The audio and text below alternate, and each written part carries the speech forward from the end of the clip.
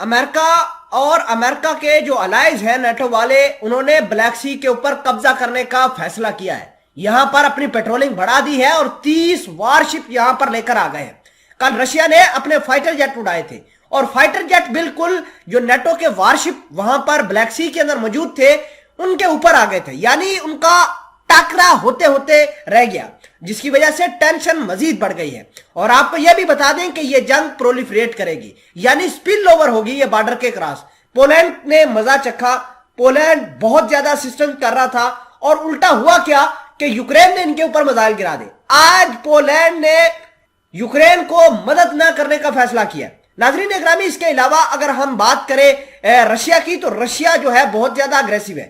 Russia کہہ رہا ہے کہ یورپ والے جنگ کو بند کرنا نہیں چاہتے، جنگ کو سیٹل کرنا نہیں چاہتے، بلکہ یہ جنگ کو اور زیادہ بھڑکاوٹ دے رہے.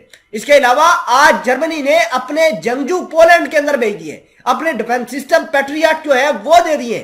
اور یہ سارے کے سارے معاملات جو ہیں یہ پولینڈ کے اوپر اٹیک ہونے کے بعد ہوئے ہیں. اب یورپ کو اس بات کا پتہ چل گیا ہے کہ اگر بلیک سی اور بالٹک سی کے اوپر رشیا اور نیٹو آمنے سامنے آتے ہیں تو یورپ برباد ہو جائے گا. اور یورپ والے اس وجہ سے بھڑکے ہیں کہ نارڈ سٹریم 1 اور نارڈ سٹریم 2 پائپ لائن جو رشیا سے جرمنی فرانس کو گیس فراہم کرتی تھی ان کو دھماکے سے اڑا دیا. اور دھماکے کا اس کا الزام جو ہے وہ رشیا کے اوپر لگایا گیا کہ رشیا نے ان سٹریم لائن کو، ان پائپ لائن کو برباد کیا ہے. اس کے بعد بلیک سی کے اندر اور بالٹک اوشنز کے اندر نیٹو اور امریکہ والوں نے اپنے جو ہے وہ وارشپ کی تعداد اور اگریسونیس بڑھائی ہے. خیر، اس حوالے سے کچھ چیزیں آپ کے سامنے ڈسکس کرتے ہیں. چھوٹی سی گزارش ہے کہ آپ ہمارا یوٹیوب چینل حسنات ٹی وی کو سبسکرائب کر کے پاس موجود گھنٹی کے نشان کو دبا لیں تاکہ لیٹسٹ نیوز آپ تک پر وقت پہنچتی رہے. سب سے بڑی اور اہم خبر یہ ہے کہ جو رائل نیدرلینڈ کی نیوی فریگیٹ ہے وہ اپنے جہاز لے کر یہاں پر موجود ہے.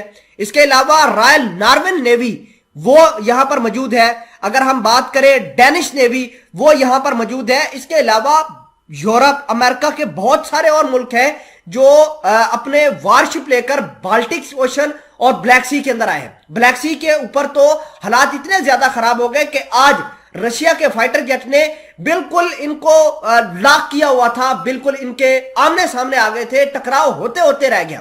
اب یہاں پر ایک سوال اٹھتا ہے، کیا رشیا اب نیٹو والوں کے سامنے لڑنے کے لیے تیار ہو گیا ہے؟ کیا رشیا نے ہر چیز کو بھول کے اب نیٹو کے خلاف اگریشن کرنے کا فیصلہ کیا ہے؟ تو دیکھیے کہ آلریڈی نیٹو کے ساتھ ہی لڑائی ہے.